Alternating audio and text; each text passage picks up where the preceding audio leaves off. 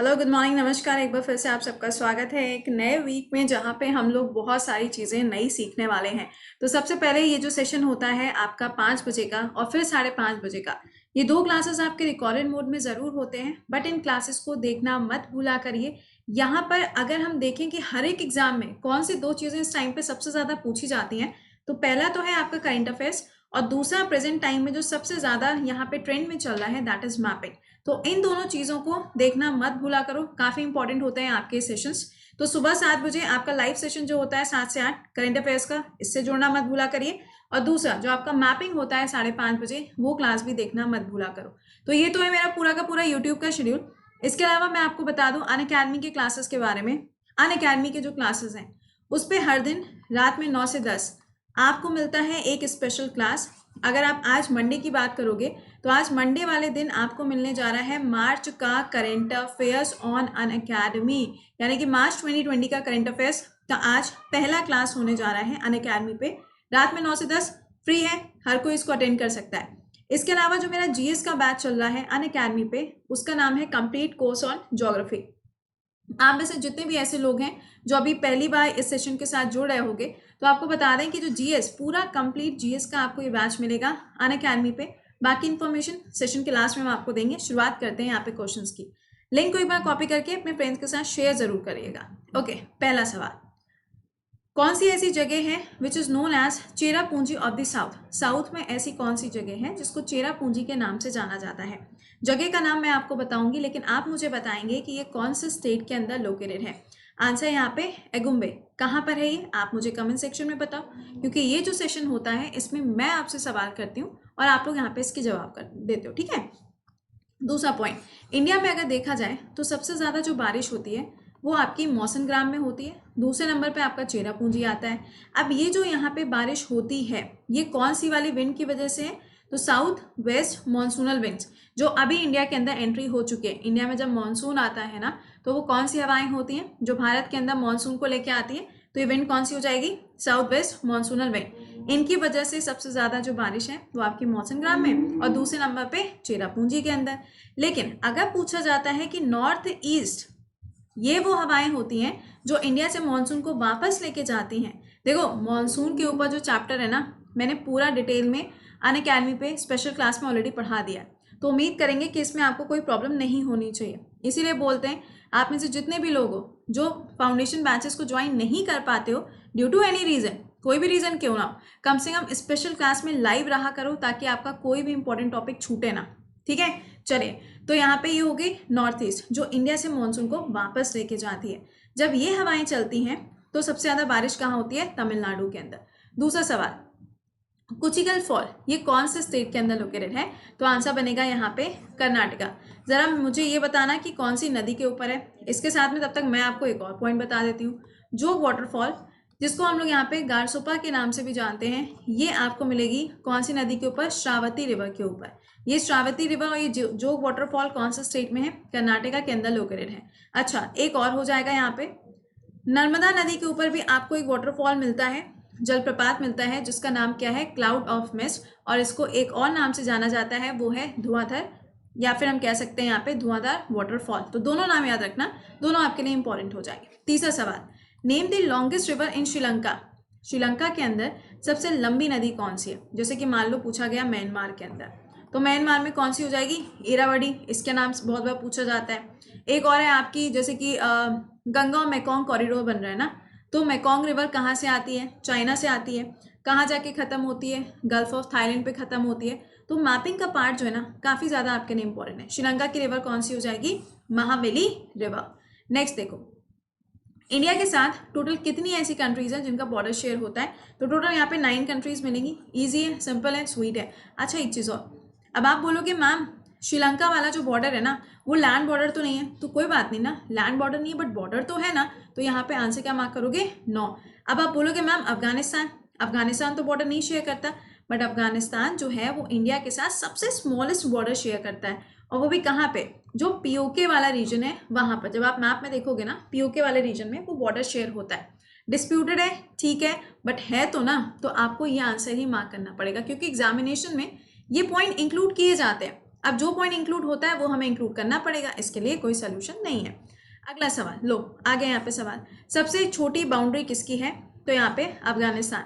अफगानिस्तान के जो मुखिया बने बैठे हैं, जो अभी दूसरा टर्म जिनका शुरू हो रहा है, उनका नाम है अशरफ गनी। अफगानिस्तान की कैपिटल हो जाएगी काबुल। और यहाँ पे मैंने आपको एक एडिटोरियल पढ़ाया था। अब आप बोलोगे मैम आप एडिटोरियल कब पढ़ाते हो? तो ये भी क्लास मैंने अनअकैडमी पे ही लिया था, स्पेशली फॉर यूपीएससी लिया था।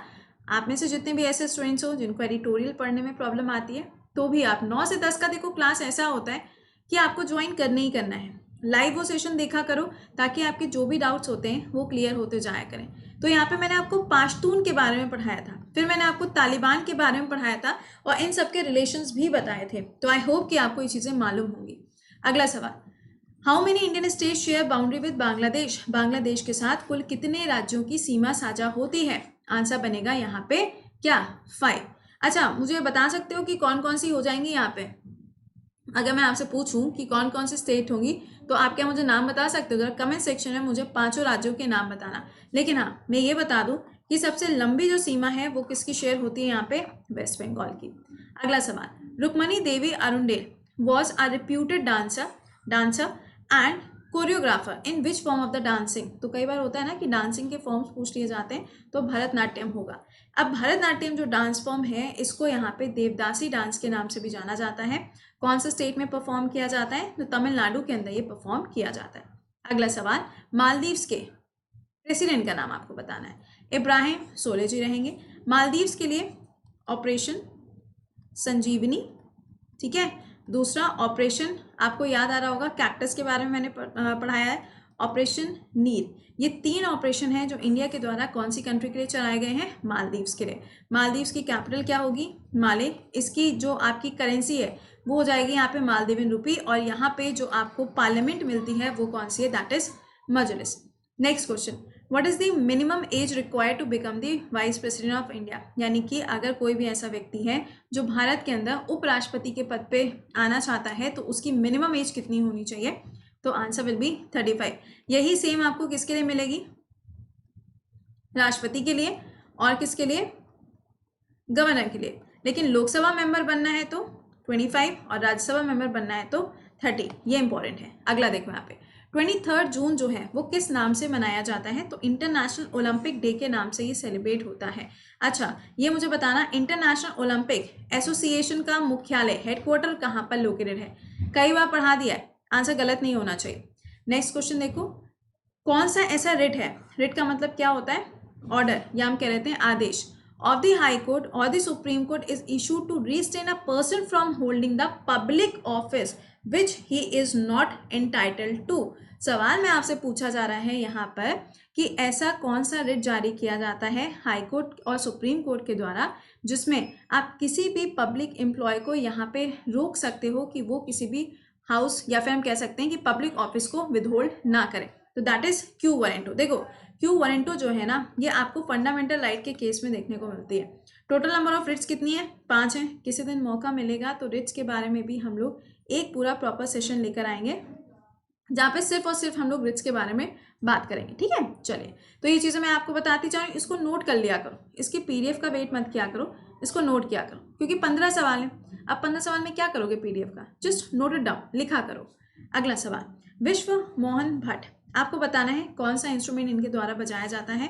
तो ये क्या हो जाएगा? स्लाइड गिटार, ठीक है। तो ये मैंने आपको इतने यहाँ पे क्वेश्चंस बताए हैं। अब देखो अगला सवाल यहाँ पे क्या है, सोनल मानसिंह ये कौन सी चीज से जुड़ी हुई है? तो आंसर हो जाएगा इंडियन क्लासिकल डांस से जुड़ी हुई है। अगला सवाल, माधुरी दीक्षित कौन से डांस फॉर्म से जुड़ी है? पहले तो देखो ये ध्यान रखो, जो माँ कैंपेन है ना, इसकी ये ब्रांड एम्बेसडर है। और महाराष्ट्र के अंदर जब चुनाव हुए थे, जब इलेक्शंस हुए थे, तो उस टाइम पे आपको एम्बेसडर कौन मिली थी? माधुरी दीक्षित जी मिली थी। तो अब ये कौन से डांस है? कथक। कथक डांस फॉर्म जो है ये कहाँ का है? यूपी का है। और कथक कली अगर पूछा जाएगा तो ये कहाँ का हो जाएगा? केरला का रहेगा, ठीक है। चलिए अगला, जोग वाटरफॉल अभी मैंने आपसे ये यहाँ पे डिस्कस किया ही है, तो ये आपको मिलेगा कर्नाटका के अंदर श्रावती रिवर के ऊपर। आई होप कि इतने क्वेश्चंस आपको याद हो गए होंगे। अब देखो मैंने जैसा कि बोला ना फाउंडेशन कोर्स, तो ये है वो फाउंडेशन कोर्स जिसमें अभी हम लोग इंडियन ज्योग्राफी पढ़ रहे हैं।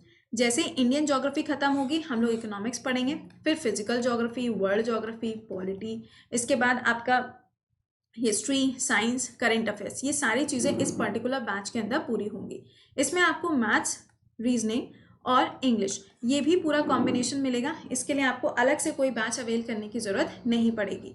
जब आप ये बैच अवेल करोगे तो आपको अनअकैडमी पे जाना है और एसएससी कैटेगरी में जाके स्विच करना है।